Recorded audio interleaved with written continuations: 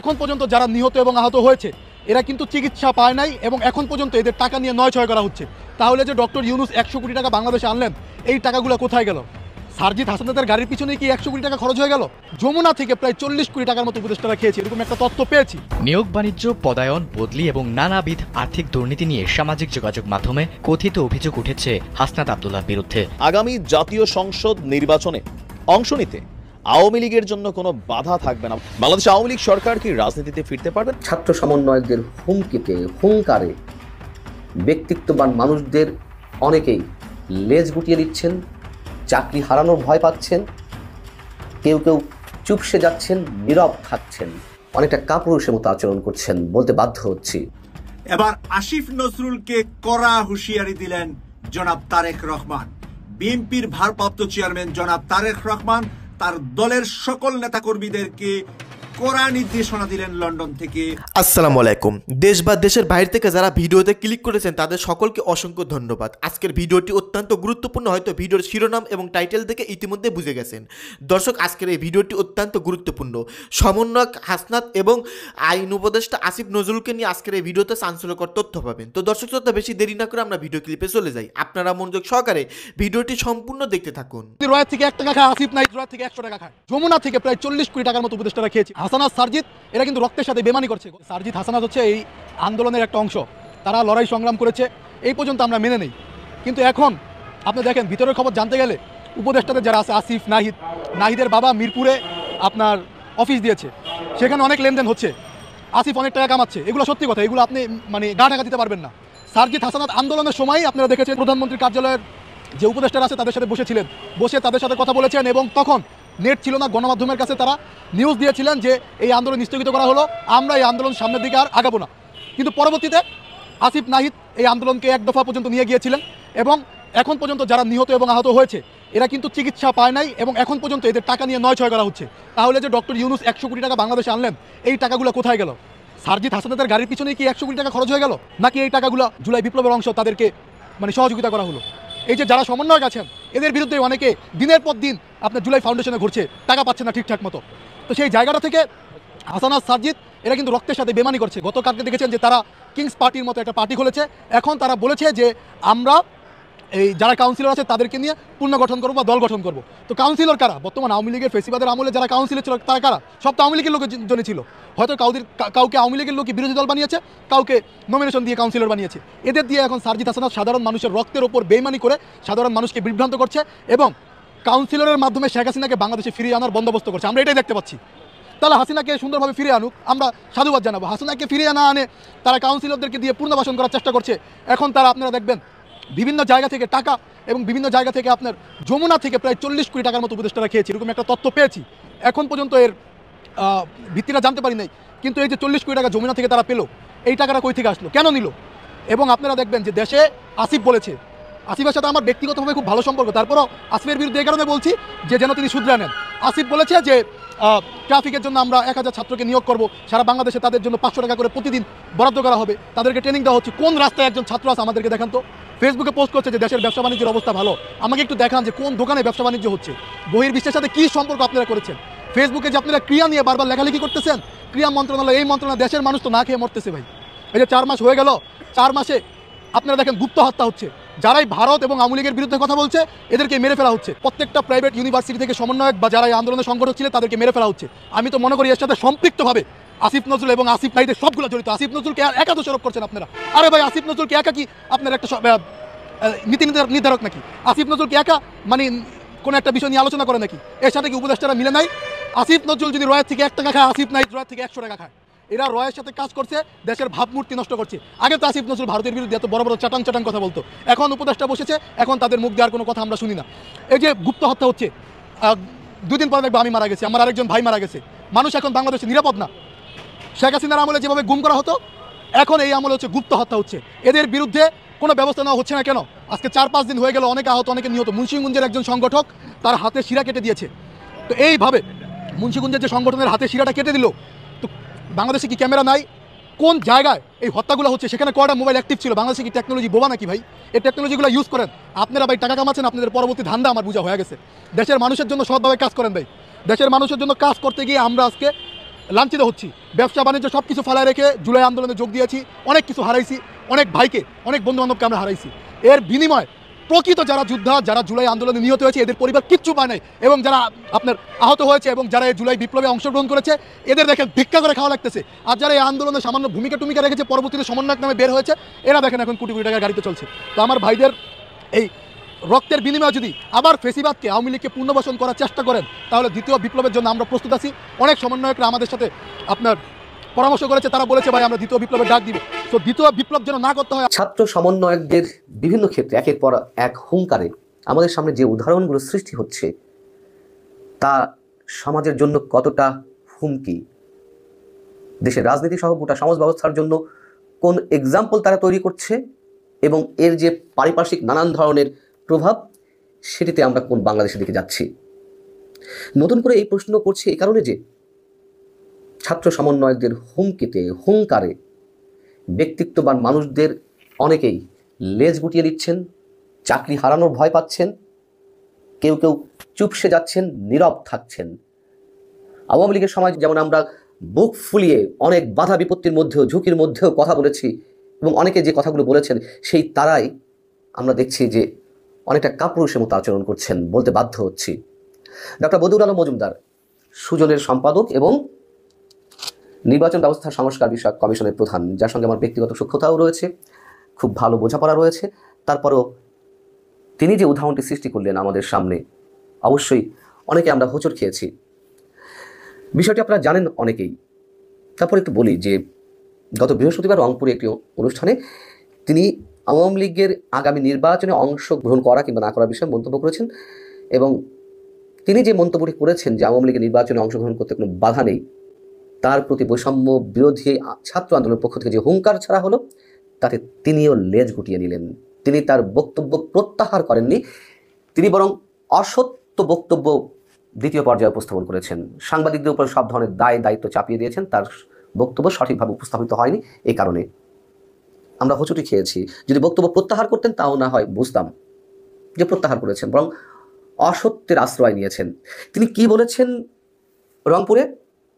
আগামী জাতীয় সংসদ নির্বাচনে আওয়ামী লীগের অংশগ্রহণ করতে কোনো বাধা নেই, এমনটাই মিন করে তিনি যা বলেছেন। সাংবাদিকরা তার কাছে প্রশ্ন করেছিল যে আওয়ামী লীগ নির্বাচনে অংশগ্রহণ করতে পারবে কিনা। আমি কোট আনকোট করছি তার বক্তব্যটি। তিনি বলেন উত্তরে, এ নিয়ে আমরা আপনাদের মতো দেখার অপেক্ষায় আছি। আরেক প্রশ্নের জবাবে বদিউল আলম মজুমদার বলেন, আমরা অংশগ্রহণমূলক নির্বাচন চাই, সব দলের অংশগ্রহণ, যারা নির্বাচনের জন্য প্রস্তুত হয়ে ভোটে অংশগ্রহণ করতে পারবে, কোনো রকম বাধা বিপত্তি তাদের দেওয়া হবে না, বাধার সৃষ্টি করা হবে না, সেরকম একটি নির্বাচন আমরা চাই, সবাই নির্বাচনে অংশ নেবে বলেও প্রত্যাশা করেন তিনি। এবং সেখানে সাংবাদিকরা স্পেসিফিক্যালি আওয়ামী লীগের প্রসঙ্গে তিনি বলেছিলেন, তিনি আওয়ামী লীগ শব্দটা দুবার উচ্চারণ করে তিনি বলেছেন যে আমি তো কোনো বাধা দেখছি না। এবং সর্বশেষ পর্যায়ে তিনি যদিও বলেছেন এই বিষয়ে নির্বাচন ব্যবস্থা বা অন্যরা সিদ্ধান্ত নেবে, আমি এই বিষয়ে কিছু বলতে চাই না, কিন্তু আগে যা বলার বলে দিয়েছেন। এখন বিষয় হচ্ছে যে তার এই বক্তব্যের পরিপ্রেক্ষিতে বৈষম্য বিরোধী ছাত্র আন্দোলন হুঙ্কার ছাড়ল। হুঙ্কার ছেড়ে তারা গণমাধ্যমে একটি বিবৃতি দিল, যে বিবৃতিতে উল্লেখ করা হলো যে যে দলটি বাংলাদেশের নির্বাচন ব্যবস্থাকে কলঙ্কিত করেছে তাদেরকে নির্বাচনে অংশগ্রহণের সুযোগ প্রদান জন আকাঙ্ক্ষার বিরুদ্ধাচরণ, এমনটি বলে তারা বদিউল আলম মজুমদারের প্রতি আহ্বান জানালো যে তার বক্তব্য প্রত্যাহারের জন্য। আমরা কি দেখলাম, এর পরপরই বদিউল আলম মজুমদার তিনি নিজের ফেসবুক পেজে একটি স্ট্যাটাস দিলেন, তিনি যে বক্তব্য দিয়েছিলেন সেটিকে অস্বীকার করে, এবং একই সঙ্গে রাতে ঢাকায় ফিরে একটি সংবাদ সম্মেলনও করলেন তাৎক্ষণিকভাবে। সেখানে তিনি যে কথাগুলো বলেছেন সেটি একটু আপনাদের সামনে বলি।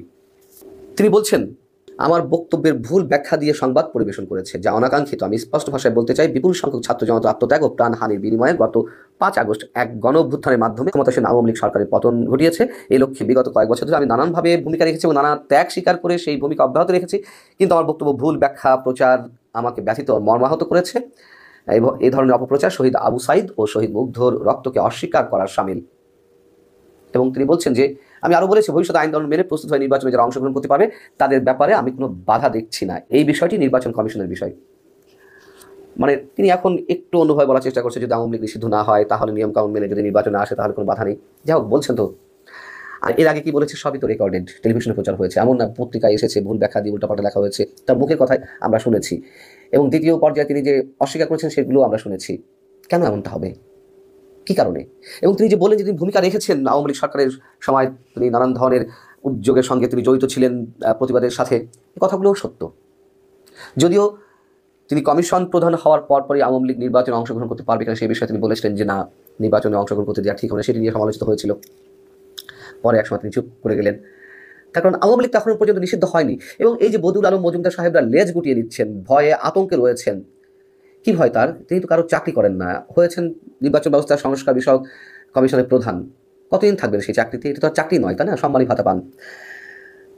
সবচেয়ে বড় কথা যে কেন তাদের মতো মানুষেরা এইভাবে চুপসে যাবেন? এর আগে আমরা দেখেছি যখন ব্রিগেডিয়ার সাখাওয়াত হোসেন স্বরাষ্ট্র উপদেষ্টা ছিলেন 3-3.5 মাস আগে, তখন তিনি একটি মন্তব্য করেছিলেন যার পরিপ্রেক্ষিতে ছাত্র সমন্বয়কদের হুঙ্কারের শিকার তাকেও হতে হয়েছিল, এবং তার দপ্তর পরিবর্তন করে স্বরাষ্ট্র উপদেষ্টা থেকে তাকে অন্য মন্ত্রণালয়ে সরিয়ে নেওয়া হলো। তারপর তারা দিব্যি কাজ করে যাচ্ছেন, কোনো ধরনের প্রতিবাদ নেই। বড় আশ্চর্য লাগে, এই মানুষগুলোর তো আর কোনো পরিচয়ের দরকার নেই। তারা এরই মধ্যে যেভাবে তারা নিজেদেরকে প্রতিষ্ঠিত করেছেন সাধারণ মানুষের সামনে। তিনি কি বলেছিলেন? তিনি বলেছিলেন যে আমি মনে করি আপনারা, আওয়ামী লীগের উদ্দেশ্যে বলছিলেন, যে আপনারা আপনাদের পার্টি রিঅর্গানাইজ করেন। এই পার্টির অনেক অবদান রয়েছে বাংলাদেশে, এটা আমরা অস্বীকার করতে পারি না। পার্টিকে রিঅর্গানাইজ করেন, পলিটিক্যাল পার্টির মধ্যে যেভাবে থাকে, ইলেকশন আসলে ইলেকশন প্রতিদ্বন্দ্বিতা করবেন। এই কারণেই ছাত্রদের হুঁশিয়ারির মুখোমুখি হতে হয়েছিল তাকে। তারপরে তিনি টু শব্দের উচ্চারণ করেননি। জামাতের রাজনীতি এক ধরনের নিষিদ্ধ করে রাখা হলো আইনগত কোনো ভিত্তি ছাড়াই। আমরা দেখেছি আওয়ামী লীগের সময় তারা রাজপথে নামতে পারেনি। বিএনপিকে দফায় দফায় যেভাবে সারা বছর নির্যাতন হামলার মুখোমুখি হতে হয়েছে, এই সব কিছু থেকে আমরা তো প্রতিবাদ করেছিলাম। এবং জামাতের ক্ষেত্রে অন্তত আমি বলেছিলাম, বা আমার মতো আরও অনেকে বলেছিলেন, যে জামাতকে যদি মানুষ বেছে নেয় নিক না, সমস্যা কি? মানুষ যদি বেছে নেবে, যদি ফেয়ার ফ্রি ইলেকশনের মাধ্যমে তারা ক্ষমতায় আসে, সেই সম্ভাবনা যদিও কখনো ছিল না বা এখনো নেই, তারপরেও যেভাবে আওয়ামী লীগের প্রতিরোধের মুখে এই দলগুলো পড়েছিল, সেই জায়গায় তো আমরা প্রতিবাদ করেছিলাম। এখনো বলছি যে আওয়ামী লীগকে নিষিদ্ধ করা কেন? যেমন জামাতকে নিষিদ্ধ করা হয়েছিল 2 আগস্টের দিকে, আওয়ামী লীগ সরকার পতনের মাত্র 2-3 দিন আগে। আমরা প্রতিবাদ জানিয়েছিলাম, এইভাবে নিষিদ্ধ করে কোনো কাজ হয় না, বরং তা সমাজ এবং দেশের জন্য ক্ষতিকারক হয়ে ওঠে। ঠিক আওয়ামী লীগকে কেন নিষিদ্ধ করবে? আওয়ামী লীগ যে অপকর্মগুলো করেছে, গুম খুনের সঙ্গে তারা যে জড়িত, যে অভিযোগগুলো উঠেছে, দুর্নীতির যে ভয়ঙ্কর বৃক্ষ সমাজের গ্রথিত হয়েছে একেবারে রন্ধ্রে রন্ধ্রে, তার বিরুদ্ধে তো অবশ্যই আমরা কথা বলেছি, এখনো বলছি। অবশ্যই যারা এর সঙ্গে জড়িত তাদের বিচার হওয়া উচিত। কিন্তু আওয়ামী লীগকে নিষিদ্ধ করার কথা ওঠে কোন ভিত্তিতে? এবং এখনও তো নিষিদ্ধ হয়নি, তাহলে তারা কেন নির্বাচনে অংশগ্রহণ করতে পারবে না? যদি বলা হয় যে আওয়ামী লীগ যে কাজ করেছে তাতে তারা নির্বাচনে আসবে কিভাবে, এটা জনগণ বুঝে নেবে। এবং যারা ঘোরতর অপরাধী, যাদের বিরুদ্ধে গুরুতর অভিযোগ রয়েছে, তাদের বিরুদ্ধে তো ব্যবস্থা নেওয়া হচ্ছে, মামলা হয়েছে, বিচারে উঠবে। এবং নির্বাচন যেহেতু আরও 1.5-2 বছর লাগবে, প্রাথমিক বিচার হতেই পারে। আর বৈষম্য বিরোধী ছাত্র আন্দোলন কিংবা ছাত্র সমন্বয়করা কিংবা তাদের নেতৃত্বে যে জাতীয় নাগরিক কমিটি গঠিত হয়েছে, তাদের পক্ষ থেকে যে বলা হচ্ছে যে আওয়ামী লীগের বিচার না করা পর্যন্ত ইলেকশনে আসতে দেওয়া যাবে না, এটা তারা কোন ভিত্তিতে বলছে? বৈষম্য বিরোধী ছাত্র আন্দোলনের ব্যানারে তারা নিজেরাই তো বৈষম্য সৃষ্টি করছে সমাজের বিভিন্ন ক্ষেত্রে। এটাও তো বৈষম্য। আওয়ামী লীগ যেমন বৈষম্য করেছে, তারা নিজেদেরকে একক রাজনৈতিক দল হিসেবে প্রতিষ্ঠা করেছে, স্বৈরাচারী তন্ত্র কায়েম করেছিল। এখন কি? বারবার বলি, সবই ফ্যাসিবাদিতা। যদি ফ্যাসিবাদ কাউকে অভিযুক্ত করা হয়ে থাকে, সেক্ষেত্রে এখন যা চলছে সেটাই ফ্যাসিবাদের বাইরে কিছু নয়। এবার আসিফ নজরুলকে কড়া হুঁশিয়ারি দিলেন জনাব তারেক রহমান। বিএনপির ভারপ্রাপ্ত চেয়ারম্যান জনাব তারেক রহমান তার দলের সকল নেতাকর্মীদেরকে কড়া নির্দেশনা দিলেন লন্ডন থেকে, যে বাংলাদেশের মাথাটা, স্বৈরাচারের মাথাটা পালিয়ে গিয়েছে, কিন্তু তার লেজ সহ সমস্ত শরীর রয়ে গিয়েছে। রন্ধ্রে রন্ধ্রে সব জায়গায় সব অবস্থানে অবস্থান করছে আওয়ামী লীগ এবং শেখ হাসিনার দোসররা। আসিফ নজরুলকে উদ্দেশ্য করে উনি কঠিন বক্তব্যটি দিয়েছেন। প্রিয় দর্শক, আপনাদের সামনে আমি একটু জনাব তারেক রহমানের বক্তব্য শোনাবো, তারপরে আমি বাকি বিশ্লেষণটা করব। লোকগুলোকে দমন করতে হবে, আপনাদের শক্ত হাতে সেই লোকগুলোর বিরুদ্ধে আপনাদেরকে ব্যবস্থা নিতে হবে। কেন নিতে হবে? কেন আপনাদেরকে এই কথাটি বলছি? অনেক ষড়যন্ত্র শুরু হয়েছে, যেটি যে বাংলাদেশের বিরুদ্ধে, বাংলাদেশের স্বাধীনতার বিরুদ্ধে, সার্বভৌমত্বের বিরুদ্ধে ষড়যন্ত্র অব্যাহত রয়েছে, থেমে যায়নি। স্বৈরাচার পালিয়ে গেছে, স্বৈরাচারের মাথা পালিয়ে গিয়েছে, কিছু কিছু ছোট ছোট মাথাও পালিয়ে গিয়েছে, কিন্তু লেজ শরীরের অনেকাংশ অবশিষ্ট রয়ে গিয়েছে। তারা কিন্তু ভিতরে ভিতরে ষড়যন্ত্র করছে। কাজে আপনাদেরকে এই ব্যাপারে অ্যালার্ট থাকতে হবে। ষড়যন্ত্রের অংশ হিসেবে আমাদের ভিতরে অনেক এজেন্ট ঢুকিয়ে দিয়েছে। এইগুলা ব্যাপারে এতক্ষণ পর্যন্ত আমরা জনাব তারেক রহমানের বিচক্ষণ কথাগুলো শুনলাম।